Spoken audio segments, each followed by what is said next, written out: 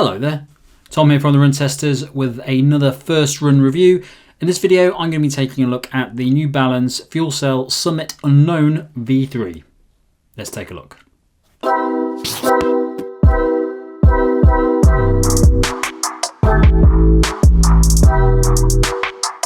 The New Balance Summit Unknown V3 costs £115. There isn't a US price at the moment. It weighs in at 267 grams or 9.4 ounces for men in the size 8, and the drop is 10mm. The New Balance Summit Unknown V3 features the brand's softer, bouncier Fuelcell midsole traditionally used across many of its road shoes. It features a hydrohesion rubber outsole for grip on wet surfaces, a rock stop plate to protect the feet and disperse pressure, as well as a protective toe covering for rocks and roots. The upper is a booty construction design that's built to be comfortable but hold the foot securely, and there's a gusseted tongue to keep debris out when you hit the trails. It's a shoe that's best suited to long runs on hard or dry terrain, offering a cushioned ride that delivers a noticeable level of energy return similar to that seen in its road siblings. Fit for me in the Summit Unknown V3 is true to size. It's a comfortable shoe. It's slightly narrow, I would say, but I didn't have any issues with it at all, and I did find that there was plenty of room in the forefoot, no issues on that first run, so very comfortable. I would stick true to size. My first run in the Summit Unknown V3 was actually a trail race. I did the Brighton Trail Weekend 10k the other day, and this was the first time I'd used the shoe, and it's a really interesting shoe to be added to the New Balance line because it uses Fuelcell foam in the midsole, which is a foam which New Balance is using increasingly across its range of shoes, and it really is a fantastic foam for road running. Some of the best shoes that they've got use the Fuelcell foam, including things like the RC Elite V2 and the New Balance Fuelcell Rebel V2 as well. So it's a really interesting foam, great foam for the road, but never used it on the trails. So it was really interesting shoe to try out for the trails because that Fuelcell foam is actually quite soft in comparison to something like Fresh Foam X, which you tend to get more of in the trail shoes. A bit harder, a little bit less bounce to it.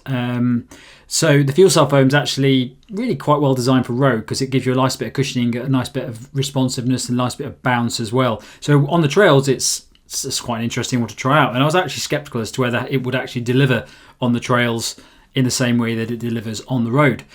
The trail race was over different terrain, so there's a little bit of gravel paths in there. There was a lot of forest, muddy paths, and there were fields as well, so running over grass, all of which was relatively hard in comparison to if you were running it in the UK in the winter when it's quite wet and the mud can be quite soft.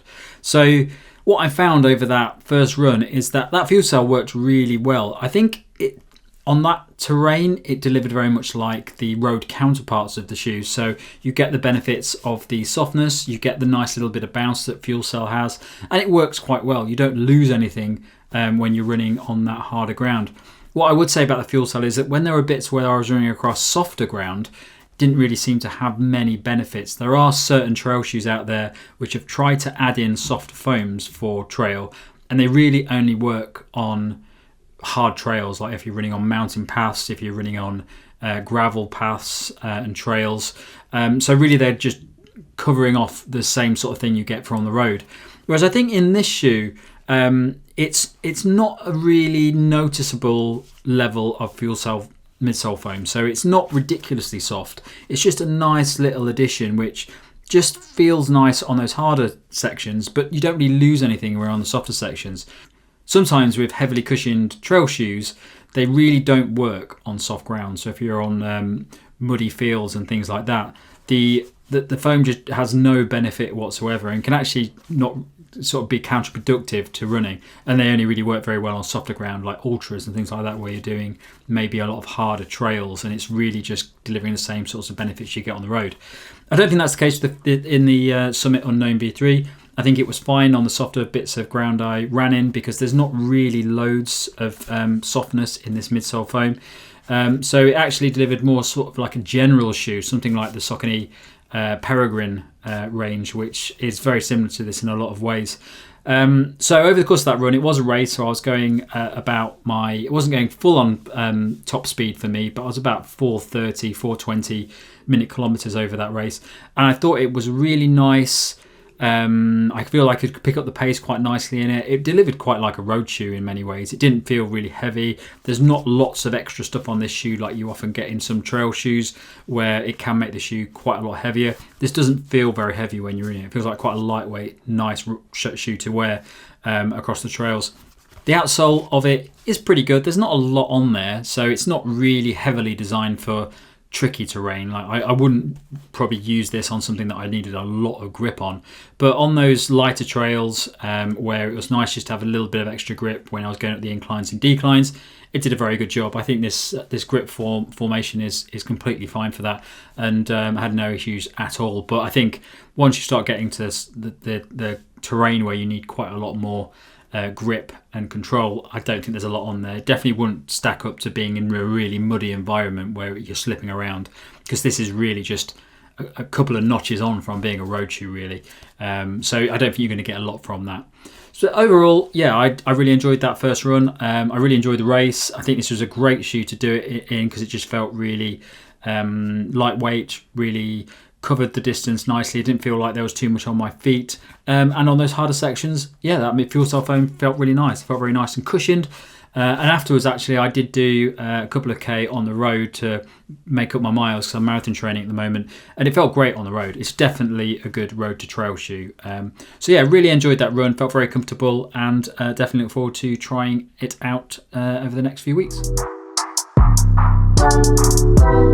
So my verdict on the New Balance Fuelcell Summit Unknown V3 is that it's a nice shoe, very nice shoe for the trails. Definitely a road to trail shoe, or more of an ultra shoe for people that are running on harder trails, maybe not in the UK in the winter, but in the summer, if you're going on those trails where it's a bit rockier, a bit harder, a bit gravelier, I think it would be a great shoe because it's designed for comfort over those longer miles, and road to trail as well. If you're doing something like Race to the Stones or something like that, where you want quite a bit of cushioning, but you're probably running at a faster pace, so you do want something that doesn't feel too heavy over that run. I think this is a good option for that as well. So it's got a lot going for it. I definitely think it sits into that realm of general road to trail shoes that can do quite a lot.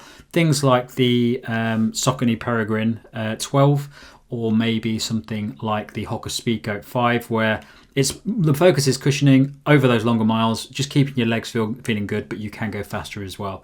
So yeah, I think it's a really nice shoe from that first test, and definitely worth a look if you're looking for sort of a more general shoe or something to do longer distance in over harder compacted trails.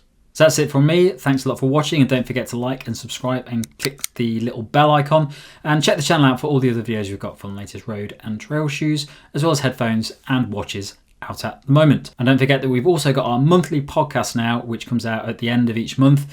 If you go into the caption below, you can find where you need to go to subscribe to that, so you're notified of when the next one comes out. And I'll see you soon.